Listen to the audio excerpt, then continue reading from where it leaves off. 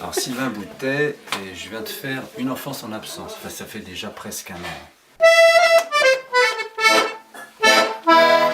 Alors l'histoire, c'est que c'était théoriquement un film sur les RTT, sur les 35 heures, et sur un patron pas comme les autres qui a fait de lui-même, qui a mis ses employés à 32 heures.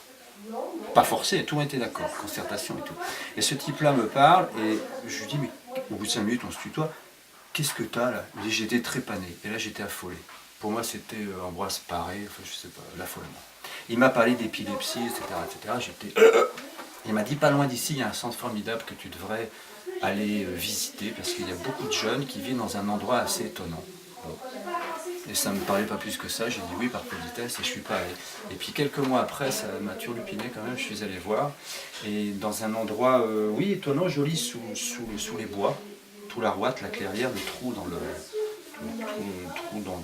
c'est ça, le trou dans le bois, la clairière, littéralement en breton. Il y a un centre pour enfants, pour ados, enfants et ados épileptiques. Et j'ai trouvé ça extraordinaire parce que j'ai trouvé que les jeunes filles étaient belles. Et je me suis trouvé très con en ayant cette réflexion. Les médecins me parlaient, tout ça, j'écoutais, ils étaient intéressants, mais je trouvais que les filles étaient belles. Ça m'a un peu troublé. Et ça a duré une demi-journée à peine. Et quand je suis retourné dans ma voiture, je me suis dit, mais mon Dieu, il faut faire un film sur les enfants qui sont beaux et malades. Parce que quand on pense épilepsie, quand je pense épilepsie ou handicap, on ne pense pas nécessairement que ça va avec la beauté. Et là, les gamines étaient pour la plupart très jolies. En tout cas, elles avaient toutes quelque chose comme tous les enfants. Et je me suis senti très con de vouloir filmer des malades et pas filmer des gens beaux.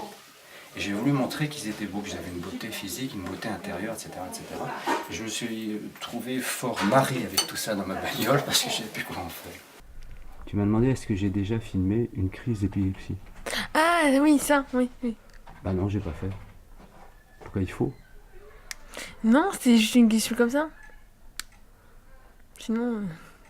Moi, je trouve que ce serait con. Mais bon. Non, pas con. C'est pas bien de dire con. Mais c'est bon. C'est pas un mot aussi. Hein. Bon. Voilà. Mais ça serait bête de filmer un enfant qui déclenche une crise comme ça.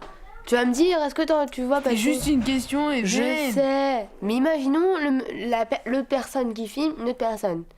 Elle filme l'enfant qui fait une crise. La personne, elle est bête. Imagine, non mais Even, imagine si c'est juste une petite absence comme ça. Mais même Comme ça, même, pas une vraie ça bête, crise. moi. Mais une absence.